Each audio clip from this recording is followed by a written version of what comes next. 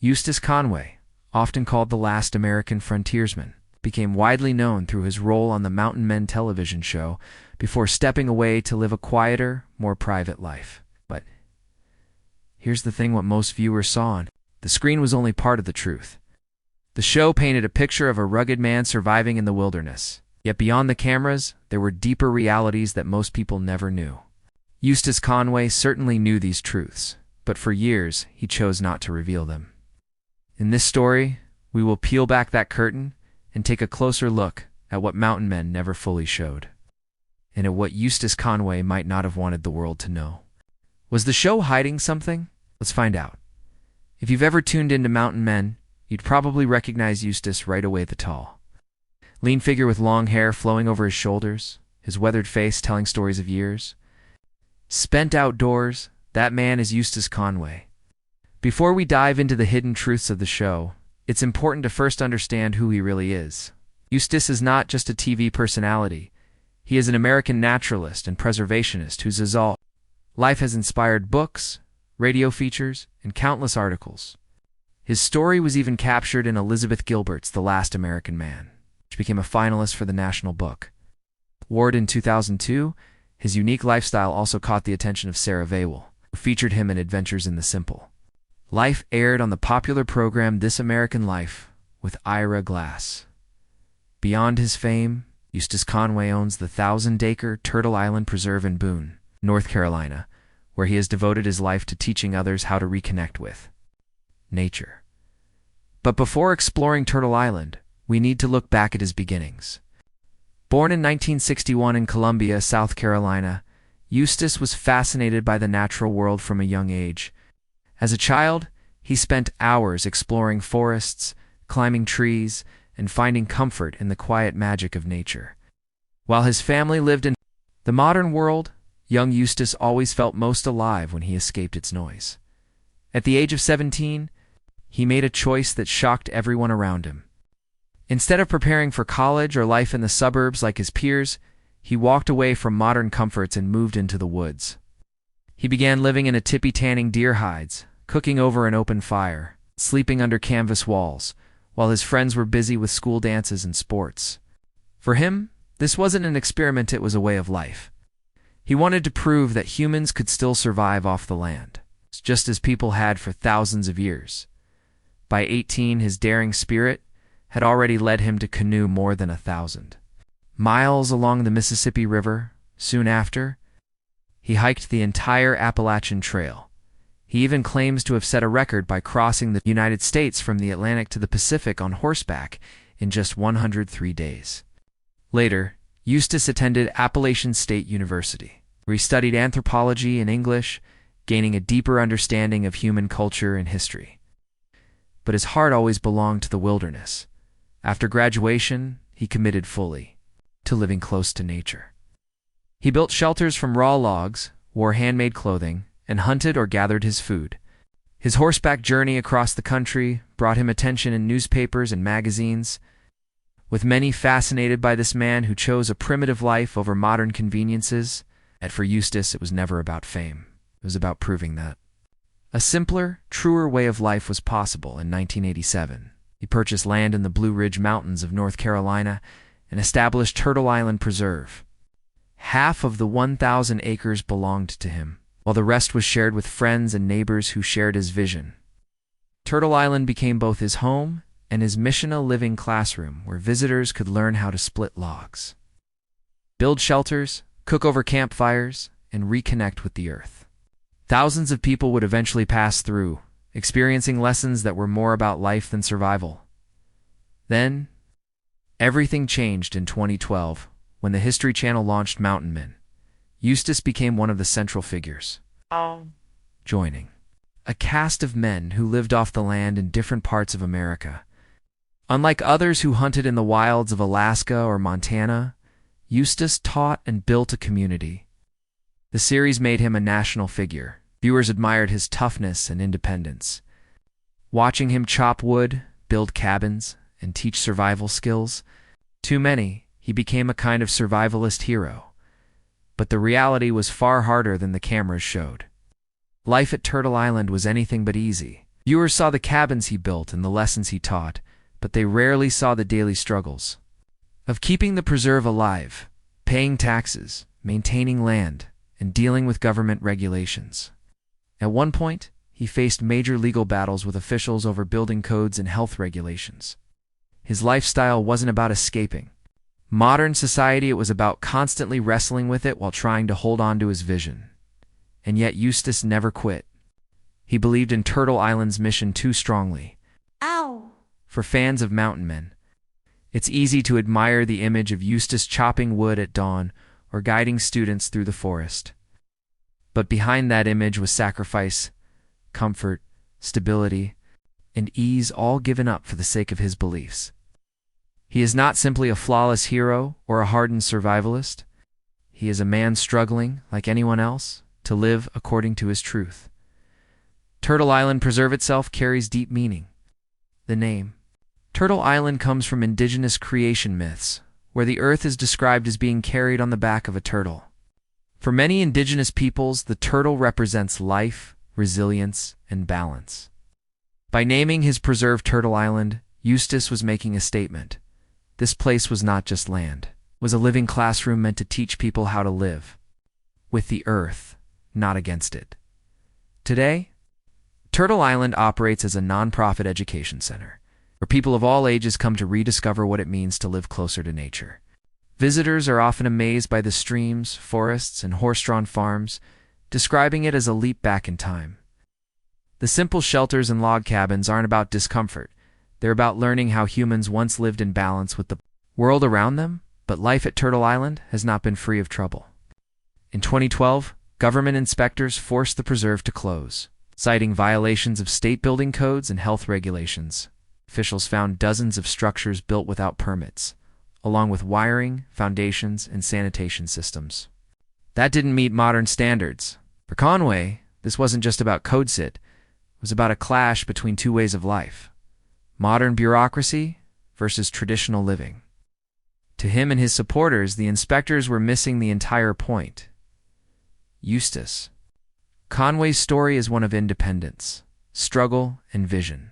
To millions of fans, he is the face of mountain men. But behind the television image is a man who sacrificed comfort and security to keep alive an ancient way of living. He is living proof that another way of life is possible, even if it comes with struggles that most will never see. How could a man truly teach primitive living if he was forced to do so in modern cookie-cutter structures? This was the central question Eustace Conway raised. For him, the idea was absurd. Conway explained that humans have been building their own homes for thousands upon thousands of years. Yet today, most people can't even construct a house out of the materials that grow naturally on their own land.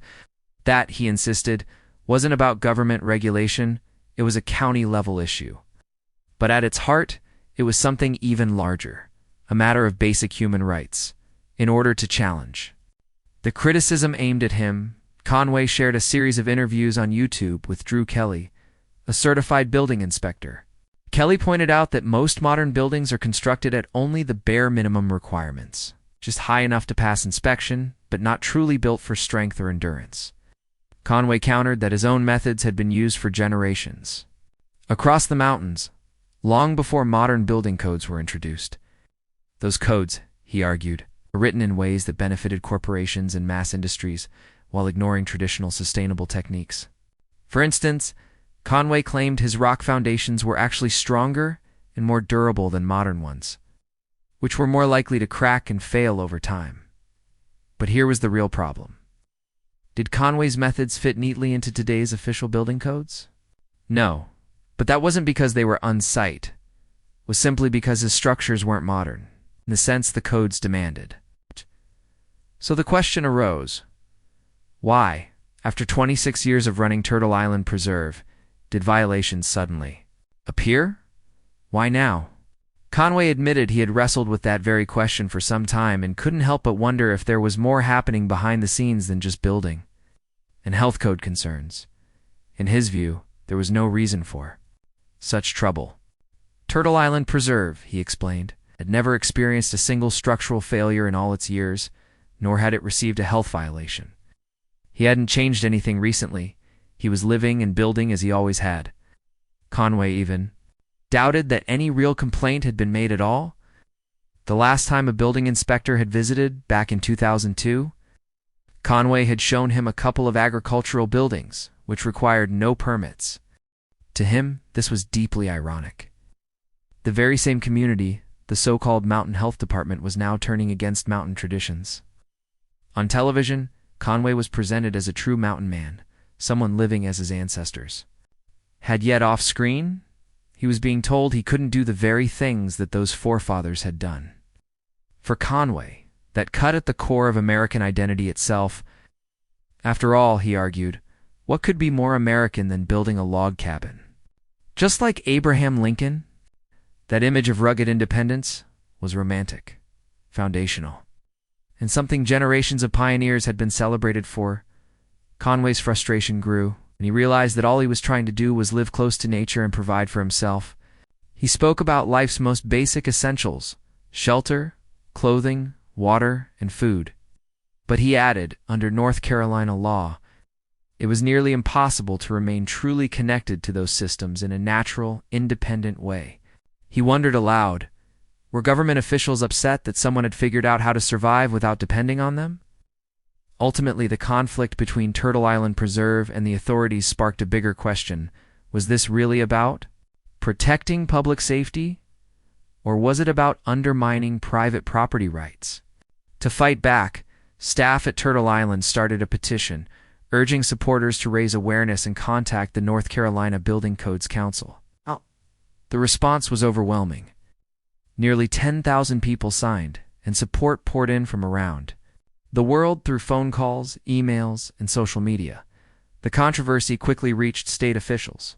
In response, the North Carolina General Assembly drafted and passed a bill exempting primitive camps and farms, including barns, sheds, outhouses, doghouses, and similar structures from the usual building codes. Both the House and the Senate voted unanimously to approve the bill, and on June 12, 2013, Governor Pat McCrory signed it into law.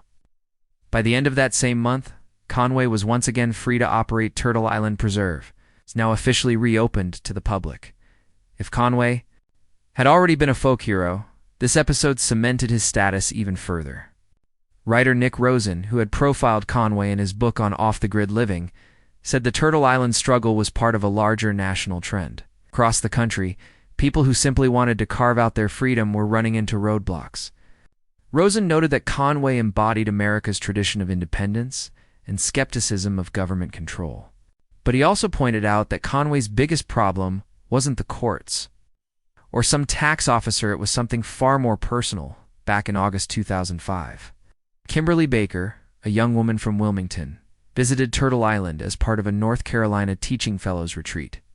During an orientation at the preserve's entrance, one of Conway's staffers began demonstrating how to use a sling to hurl stones. Tragically, a rock flew backward and struck Baker, leaving her permanently blind in one eye. She sued, eventually, settling with 2 staff members for $400,000.